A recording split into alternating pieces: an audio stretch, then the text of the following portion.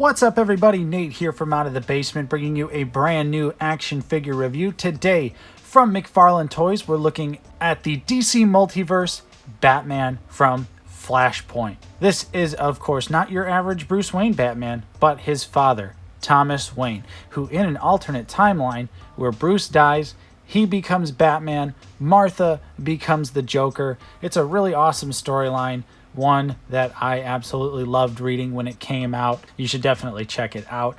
Super excited to get this figure. It is sort of a Target exclusive at this point. At the moment, I assume it's just a timed exclusive, and then eventually it will be released pretty much everywhere else.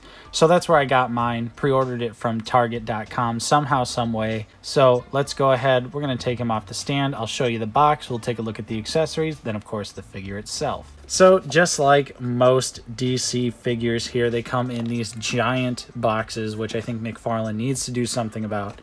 These boxes are way too big for how little comes inside of them. It just ends up looking really empty. But you can see the giant window there, the DC Multiverse logo right there. On the side, it just says Batman. On the back, we've got a really awesome piece of art here of Thomas Wayne Batman. Some other figures that are available now. On the side, of course, it says Batman FLASHPOINT. On the bottom, not a whole lot going on. On the top, nothing at all.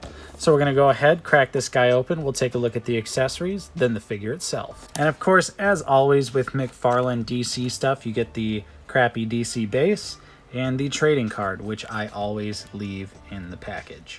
Okay, so his only accessories are two identical handguns here. You can see they do have some nice light gray dry brushing to them, just to give them a little bit of added detail.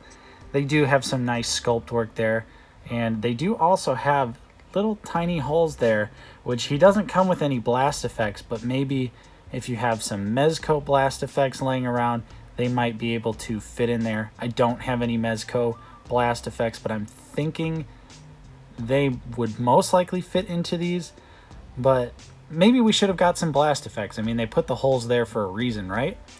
But the guns, they do look good. They serve their purpose well.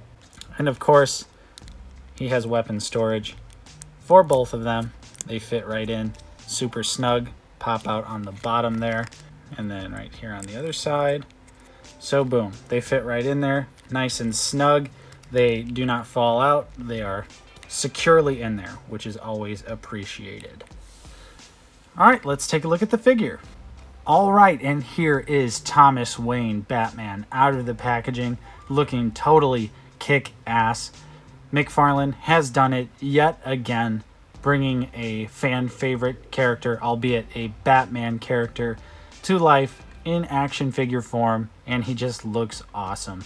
I love the accuracy of the costume.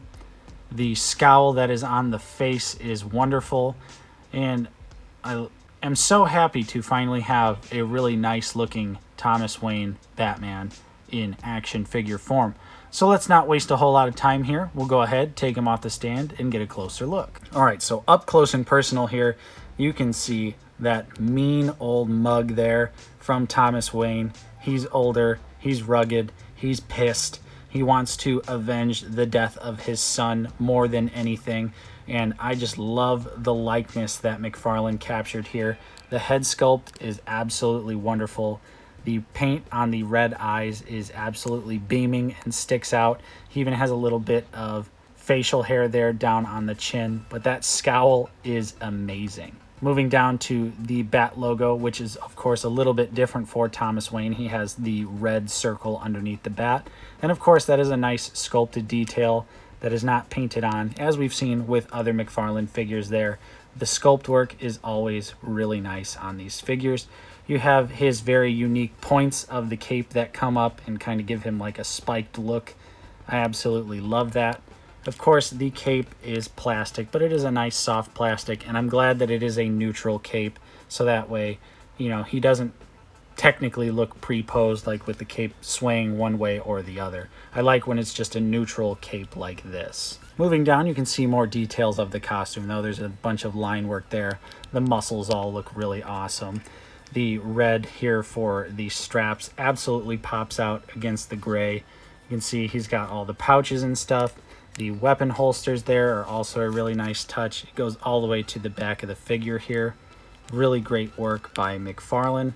The gauntlets have the two sort of stabby things there, and you can see there's some really nice sculpt work, some battle damage on them as well. Then moving down, you've got his knee pads there, which look great, and then the boots as well, which also feature some of that similar battle damage. If I had to say, you know, would I change something about this figure, I would have liked these to be painted in, like some nice silver or something for some scratch marks, and even that kind of looks like a bullet hole right there. So overall, there's not a whole lot of paint. Most of it is molded plastic, but the details are there. The costume looks very accurate for Thomas Wayne, and I just love the imposing nature of this figure. That head sculpt, look at it. He's pissed. So now let's go ahead. We'll take a look at his articulation. He can look up about that far. He can look down a decent amount as well. Of course, you can get him to do the Exorcist, and you do get some attitude out of the head there. Quite a bit of attitude, more so on this side. You get a lot of attitude, and then this side, it's just a little bit, but still awesome. The shoulders do move out very far as well, although you can see here, I think this is actually a little warped, so it kind of is pointing downward, but this one is straight across and looks great. You do get the butterfly joints here that work very well. You get double jointed elbows that give you about 90 degrees due to the design of the gauntlet. Of course, you get that bicep swivel as well. And also, finally, McFarlane gave trigger fingers to a figure that actually uses a gun, unlike Superman and a bunch of other characters that have trigger fingers for some reason. Of course, you've got that McFarlane joint, so you can rotate it around. It moves up. It moves down. You can independently move that joint, so you can make it go horizontal if you so choose. For the crunch of the figure here, that's about what you get forward.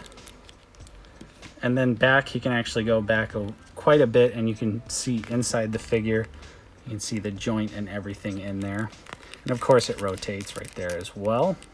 The legs don't kick out very far. They are a little bit inhibited by this strap, and I just think the design of the figure in general kind of inhibits that, but that's okay. Not too bad in my book. The double jointed knee works perfectly. Tons and tons of range there. There is no thigh swivel on this guy. The legs can spread out about that far.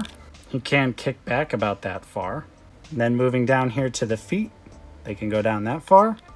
They can go up a decent amount. He does have ankle pivot as well. And of course, toe articulation. So the articulation is about what we've come to expect from McFarlane's 22-point system. We've seen it on a bunch of other figures this year and from McFarlane in the past couple years as well, since they've started really articulating their figures. But I think where this figure really excels is, of course, on the wonderful details itself. He's got some really nice sculpt work, looks very accurate for the character. And I love, just absolutely love, that facial expression. So now we're going to put him back here, and we'll compare him to some other action figures. So here he is with the Arkham Asylum Joker and the new DC Rebirth Flash, which I think Flash and Joker are definitely a little bit too big. Then we have him with the White Knight Batman from McFarlane and the Mattel Wonder Woman, I believe, is from the Dark Knight Strikes Again storyline, if I recall correctly.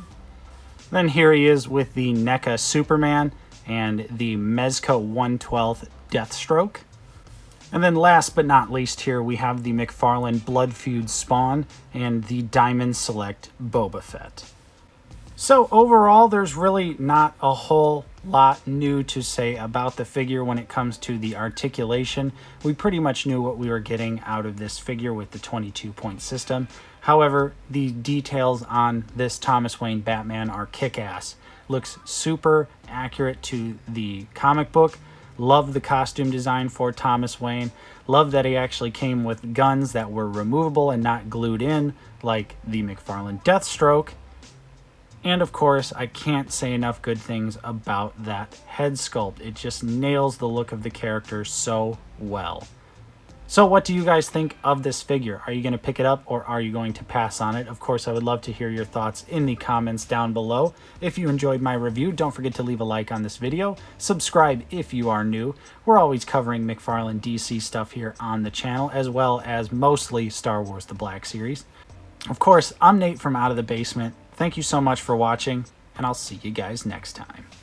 I'm Batman.